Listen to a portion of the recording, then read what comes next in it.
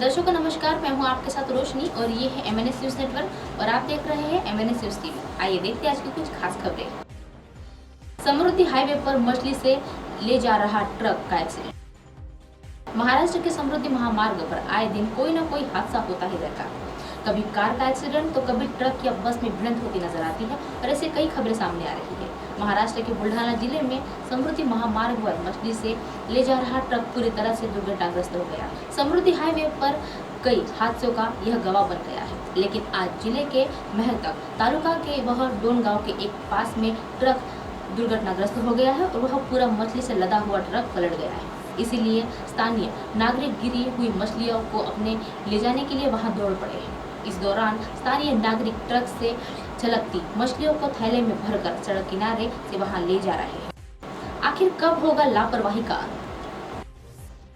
कुछ काम धंधे ऐसे होते हैं जिसमें हर वक्त हादसे की आशंका बनी रहती है, इसीलिए नक में वह सतर्कता और सुरक्षा बंधनीय उपायों का एक गंभीरता से पालन ही सबसे कारगर तरीके का एक माना जाता है। मगर हादसे में देश में औद्योगिक सुरक्षा संबंधित नियम कायदे को किस तरह से ताक पर वह रखते हैं, यह बहुत सारे कल कारखाने चल रहे हैं और यह छिपी बात नहीं है और इनकी मनमानियाँ दिन ब दिन बढ़ती ही जा रही है और इसे नजर रखने के वाले वह अंधे होते नजर आ रहे हैं और उनकी आंखों तब खुलती है जब कोई बड़ा हादसा हो जाता है और तब कुछ दिन की यह सतर्कता और नियम कायदे पालन के बढ़ती जाने वाली एक लापरवाही के खिलाफ कड़े कदम उठाने का दम भरने के साथ ही फिर से आंखें बंद कर लेती है। इसी का नतीजा कल कारखानों के हादसे और उनके काम करने वाले मजदूरों की मौत का सिलसिला थमने का नाम नहीं ले रहा है। तमिलनाडु के कांचीपुरम में एक पटाखा कारखाने में आग लगने से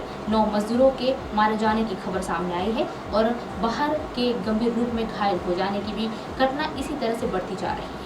इस तथ्य से कोई जनहानि नहीं, पर पटाखों के निर्माण के लिए वह उत्तेजनशील पदार्थों का इस्तेमाल किया जाता है, ये सबको पता ही होगा। इसके कारखानों में लापरवाही की मामूली चिंगारी भी भयानक रूप ले सकती है और इसी भी हादसे में वह बड़ा हादसा हो सकता है। तो जाहिर है कि उसने ज़रूरी सुरक्षा मानकों का पालन नहीं किया जाता है। हर घटना के बाद यह सवाल उठता है कि आखिर सरकारें पटाखा बनाने वाले कारखानों में मजदूरों की सुरक्षा और पुख्ता इंतजाम करने के कैसे विकल्प हैं और दक्षिण भारत के पटाखे का एक निर्माण करने वाले पैमाने पर होता जाता है और इसमें ज़्यादातर काम मजदूर हाथ से ही करते हैं। पटाखे बनाने से लेकर उनके भंडारण तक इस काम को मजदूर अपने हाथ से करते हैं और वह प्रशिक्षित नहीं होते हैं।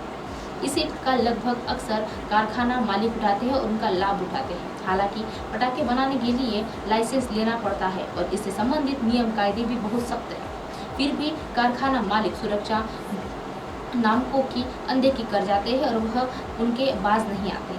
फिर जो कारखाने की चोरी छिपी दुकानें भी चलाते नजर आते हैं और इसके भला नियम कायदों के पालन की कितनी उम्मीद की जा सकती है। औद्योगिक हादसों के पर लगातार वह लगाम न लग पाने पर वजह काफ़ी बड़ी होती चली जाती है और इससे हादसे भी होते चले जाते हैं और इससे मुआवजे का कोई स्पष्ट प्रभाव भी नहीं पड़ता है।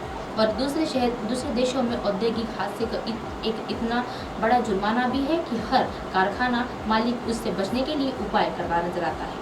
हमारे यहाँ अक्सर हादसे के बाद प्रशासन खुद कारखाना मालिक और मारे गए मजदूरों के परिजनों को बीच समझौता कर उसे कुछ मुआवजा देती है और उनका दिला देती है और इस हादसा होने के बाद तो कई बार सरकारों ने कुछ मुआवजा दे देती है, मगर वह राशि इतनी कम होती है कि उस परिवार का कुछ साल भी नहीं गुजर पाता है और इसके चलते कारखाना मालिकों को हादसों का कोई खौफ नहीं रहता है और इससे केवल पटाखा निर्माण तक सीमित नहीं है। तमाम ऐसे कारखाने हैं जिसे तापदान और पर चलने वाले वह बयान पर भी प्रशिक्षीकरण और मजदूरों के भरोसे पर चलता है। इसका नतीजा कई बार इसके फटने और मजदूरों के घायल होने के और मारे जाने के रूप में भी निकलता है। प्लास्टिक आदि के कारखानों में भी हमेशा आग से मुहाले और लगते नजर आते हैं। तो ऐसे में जब तक सरकारें औद्योगिक हादसों के लेकर भारी आर्थिक दंड और मुआवजे का प्रावधान नहीं करेगी, तब तक इन तरह की लगातार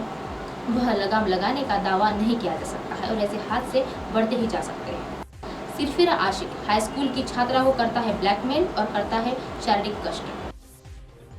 कानपुर के बरा थाना क्षेत्र के एक सिरफिरे नाबालिग ने 15 वर्षीय हाई स्कूल की छात्रा पर शादी का दबाव बनाने के लिए पहले हाथ की नस काट ली है और वीडियो कॉलिंग पर बता रहा था और फिर दोस्त की कार में खुद का एक्सीडेंट करवाया और छात्रा पर दबाव बनाया। शादी को न करने पर छात्रा का फोटो और वीडियो सोशल मीडिया पर वायरल करने की धमकी देकर उसे ब्लैकमेल करता था। आरोपी है कि छात्रा के परिजनों के जब पुलिस ने शिकायत दी तो पुलिस ने आरोपी किशोर का मोबाइल रिसेट करा दिया और दोनों पक्षों से समझौता करवा दिया। बर्रा निवासी प्लम्बर ने बताया है कि 15 वर्षीय बेटी हाई स्कूल की छात्रा है। आरोप है कि क्षेत्र का 17 वर्षीय नाबालिग 1.5 साल से बेटी को परेशान कर रहा है और शादी करने का दबाव बना रहा है। बेटी ने उसकी करतूत घर पर बता दी तो आरोपी ने घर वालों की शिकायत की गई और लेकिन उस लोगों पर धमका रहा था शादी के लिए। बताता है कि वह भावनात्मक दबाव। आरोप है कि नाबालिग ने बेटी को अपने प्रेम जाल में फंसा लिया है और वह शादी करने के लिए वह बेटी पर वह भावनात्मक दबाव भी बना रहा है और खुद को शारीरिक कष्ट देकर वह वीडियो कॉल करके दिखाता है। बुधवार को नाबालिग उनके घर आ गया और उसके सिर से दोनों हाथों पर वह पट्टियां बांधकर वह दिखाता रहा और उसके बाद लंगड़ाते हुए वहां से वो चलता रहा और पिता बोले नाबालिग मनोरोगी है और इसके बताया है कि खुद की मारना चाहता है और इससे लिए वह अपने दोस्त को कहकर कार से खुद के एक्सीडेंट करवाता है जिससे वह मर जाए, लेकिन वह बच गया है। और पिता ने बताया है कि नाबालिग मनोरोगी है और बेटी को उससे दूर रखने के लिए उन्होंने थाने में शिकायत भी दर्ज करवाई है। थाना प्रभारी बोले जांच कार्यवाही चालू है और यहां पुलिस ने उसे मोबाइल फोन को रिसेट कर फोटोज और वीडियोस हटा दिए हैं और उनका समझौता करवा दिया है। और थाना प्रभारी मानवेंद्र सिंह ने बताया है कि मामले की जानकारी नहीं है और पता कराया जाएगा कि क्या मामला है और इसके बाद की कार्यवाही की जाने वाली है। अब आप हमारे चैनल को अपने मोबाइल पर भी देख सकते हैं। मोबाइल ऐप पर देखने के लिए प्ले स्टोर से MNS news TV app download करें। Insta, link, Twitter, Hike, Facebook और कई सोशल मीडिया के प्लेटफॉर्म पर हमारा चैनल उपलब्ध है। आप इसे यूट्यूब पर भी देख सकते हैं। आप हमारे चैनल को लाइव भी देख सकते हैं www.mnsnewstv.com पर। फिलहाल वक्त तो चल रहा है दर्शकों ब्रेक का। ब्रेक से लौटने के बाद देखिएगा देश और दुनिया की तमाम खबरें। बने रहिए MNS न्यूज़ पर। नमस्कार।